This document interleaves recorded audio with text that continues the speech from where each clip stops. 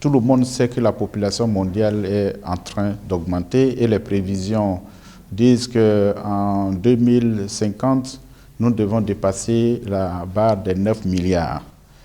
Et cette population, au moins 68% de ces populations vont vivre dans les villes. Et il y a également que nous avons aujourd'hui la classe moyenne qui augmente. Et en Afrique, et particulièrement au Sénégal, la classe moyenne augmente avec une nouvelle façon de consommer et des besoins qui évoluent. Ces jeunes doivent être formés.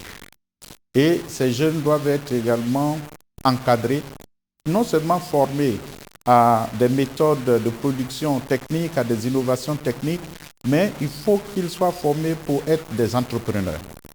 Et ensuite, il faut les incuber et les encadrer de sorte que ces jeunes-là, en utilisant les nouvelles technologies telles que la digitalisation, etc., puissent avoir accès au marché et puissent avoir un revenu décent. Alors, donc, au Sénégal, nous avons beaucoup de jeunes qui sont dans des villes, mais nous avons également beaucoup de jeunes qui sont dans les zones rurales. Et aujourd'hui, je suis très heureux de vous apprendre que le travail que nous faisons aujourd'hui avec les jeunes, ce n'est pas seulement les jeunes ruraux. Nous avons des jeunes qui ont même le master, certains ont des diplômes assez élevés, qui retournent de plus en plus à faire de l'agriculture. Et ce n'est pas seulement des jeunes hommes, mais également des jeunes femmes. Ça, c'est la première raison. La deuxième raison, c'est que, comme vous le savez, les jeunes qui ne trouvent pas d'opportunités au Sénégal et dans presque tous les pays de l'Afrique de l'Ouest sont des candidats à l'immigration. Et nous connaissons tous le problème que ça cause, la mort de nos jeunes que nous perdons tout le temps dans l'eau, dans la Méditerranée. Alors, en mettant l'accent sur l'emploi jeune, on aide le gouvernement à maintenir ces jeunes, non seulement à les maintenir, mais à faire en sorte que ces jeunes-là puissent contribuer au développement durable de l'agriculture, de l'économie de notre cher pays, le Sénégal.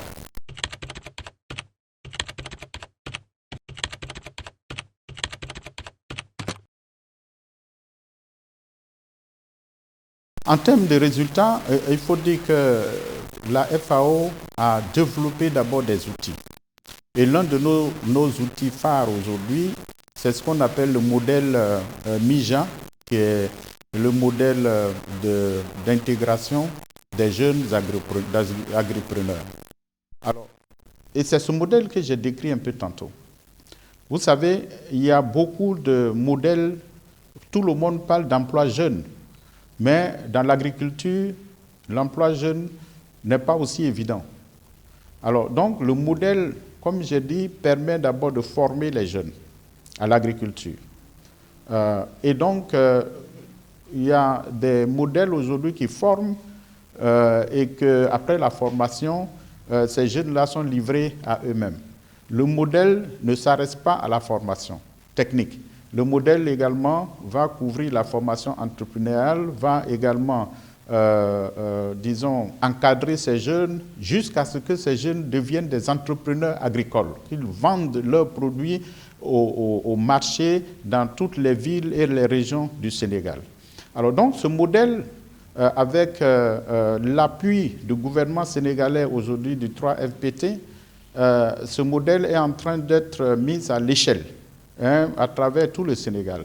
Et nous comptons installer dans les 3-4 années qui viennent plus de 15 000 jeunes avec ce modèle. Et je voudrais rendre hommage ici au gouvernement sénégalais à travers le 3FPT qui a donné les financements pour que ce modèle soit mis à l'échelle. Et donc ça, c'est le premier résultat que nous avons, et ce modèle est déjà mis en œuvre au niveau du Sénégal. Nous avons également un autre outil qu'on appelle le champ école paysan. Et ce champ école paysan, c'est un champ, une école sans mur. Et là, les femmes, les hommes, les jeunes hommes comme les jeunes filles sont aujourd'hui formés à travers tout le Sénégal pour produire de l'agriculture, des produits agricoles, pour faire de l'élevage. Par exemple, je peux prendre l'exemple de non-produits qui permettent aujourd'hui de produire les fourrages par les paysans. parce que la nutrition animale est un aspect très, très, très important du développement de l'élevage. Alors, donc, nous avons un certain nombre de résultats comme ça avec les jeunes que nous voulons passer à l'échelle, disons, au niveau des zones que nous couvrons et surtout au niveau de toutes les zones au niveau de ce pays, au Sénégal.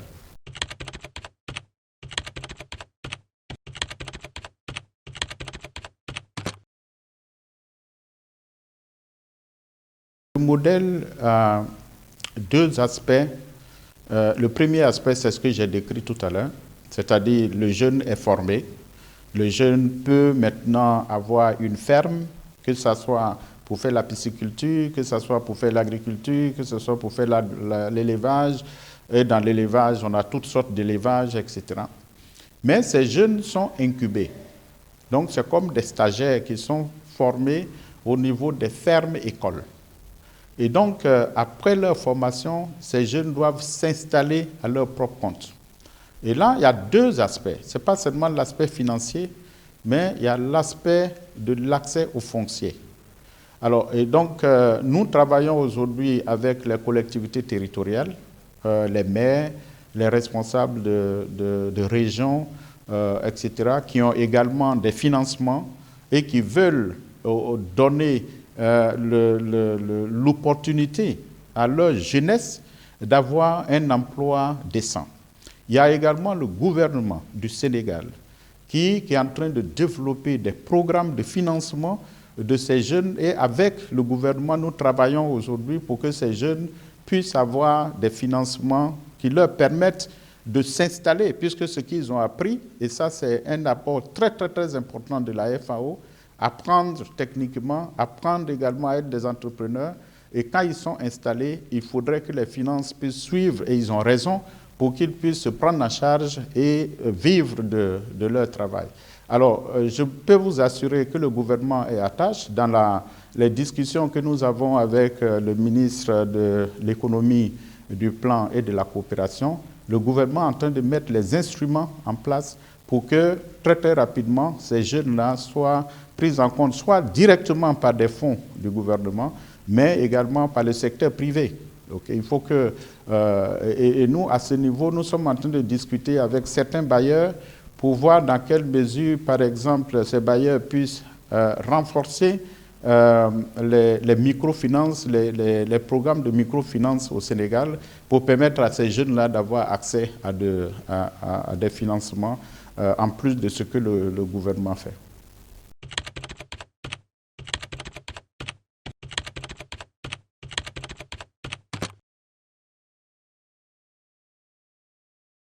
Nous sommes dans une zone qui est très difficile. Et tous les acteurs de développement vont vous dire la même chose. Malheureusement, c'est toujours un perpétuel recommencement. Parce que le développement, c'est ça. On se développe pour aller de l'avant.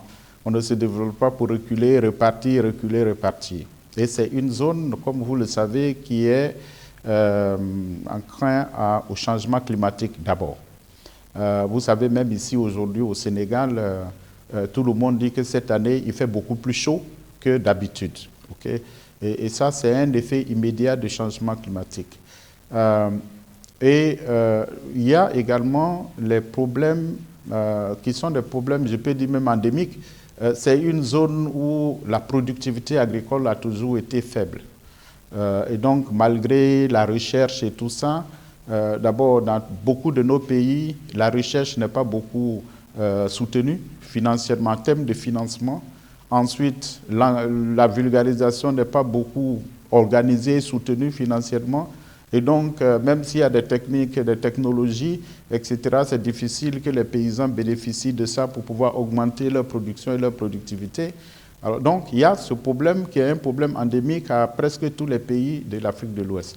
Troisièmement, il y a le problème d'instabilité et de crise répétée. Et ça, c'est dans beaucoup de pays aujourd'hui. Et donc, ces crises-là qui sont souvent entre les communautés, les crises liées au terrorisme et tout ça, ça entraîne le déplacement des gens, des populations qui vont d'une situation stable de leur village à une situation où ils sont maintenant exposés à des situations humanitaires vraiment déplorables.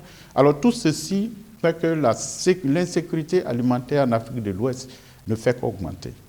Et c'est vraiment malheureux. Et ça rend notre travail beaucoup plus difficile. De sorte qu'on est toujours tourné vers l'humanitaire plutôt que vers le développement. Okay? Et ça, c'est un travail que nous faisons pour pouvoir concilier les deux, de sorte que de l'humanitaire, on puisse arriver à la résilience et qu'on arrive au développement. Et on espère que toutes ces crises-là vont pouvoir se résorber pour que cela permette à la FAO, aux autres agences, aux autres acteurs de développement, d'aider vraiment de façon durable nos différentes populations.